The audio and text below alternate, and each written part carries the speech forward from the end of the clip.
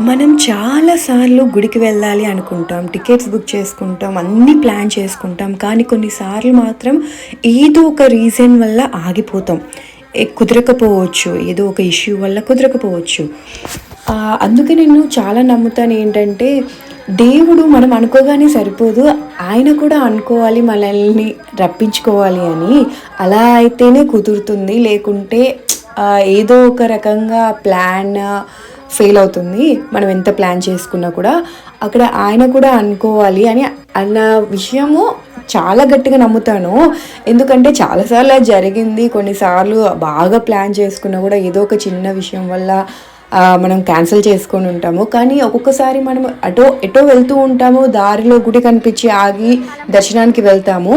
అలానే ఈరోజు కూడా ఇక్కడ మా దగ్గరలో ఉన్న వెంకటేశ్వర స్వామి గుడిలో కళ్యాణం జరుగుతుంది.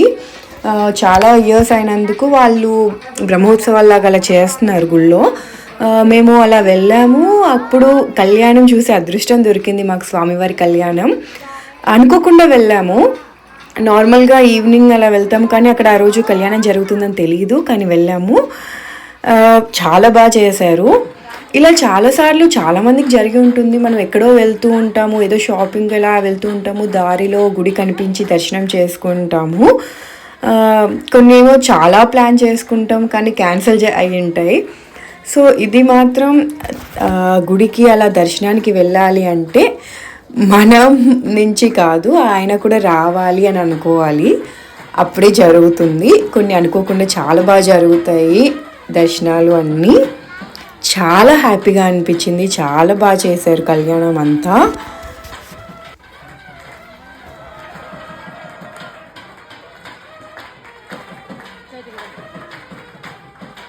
గోవిందా